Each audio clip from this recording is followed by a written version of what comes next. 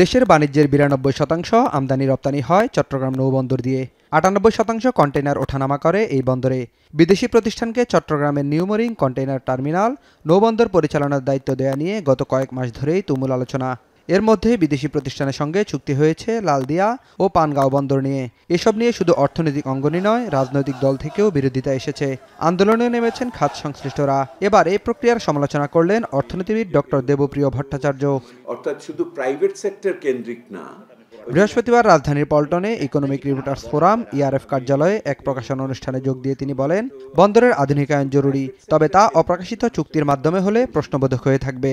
কারিগরি প্রযুক্তি এবং বিদেশি বিনিয়োগের এখানে প্রয়োজন আছে, এই ব্যাপারে কোনো অসুবিধার কিছু নাই, কিন্তু সেই বিনিয়োগ 13 দিনের মধ্যে আনতে হবে এইটা মনে করি না।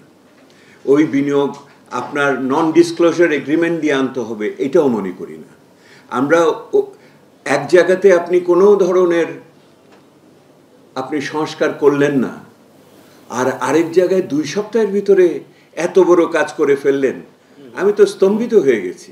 ডক্টর দেবপ্রিয় আরও বলেন, চট্টগ্রাম বন্দর নিয়ে অন্তর্বর্তী সরকার যে চুক্তি করছে এর মধ্যে কোনো রাজনৈতিক অভিপ্রায় রয়েছে কিনা তা নিয়ে যথেষ্ট সন্দেহ রয়েছে। কোথায় যেন একটা রাজনৈতিক অভিপ্রায়ের ঘাটতি রয়ে গেছে, কোথায় যেন আপনার প্রণোদনার ঘাটতি রয়ে গেছে যে আপনি এটা করলে পরে কোন দিকের থেকে আপনি এটার সমর্থন পাবে। ভালো কাজ যদি সঠিকভাবেও না করি, অংশীজনের অংশীদারিত্ব স্বচ্ছতার ভিতর দিয়ে যদি না করি, নিয়মানুগভাবে না করি, তা টেকসই হয় না। অনুষ্ঠানে অংশ নিয়ে বক্তারা বলেন, দেশে অতীতে যে অর্থনৈতিক সংকট তৈরি হয়েছিল তার পেছনের কারিগর আমলাতন্ত্র। এর মধ্যে বাংলাদেশ ব্যাংকের সাবেক এক গভর্নরকে সবচেয়ে বেশি দায়ী করছেন তারা। শব্দ স্টুডেন্টদেরকে দিলাম যে অডিট আপত্তি। নাঈম কামাল, এখন, ঢাকা।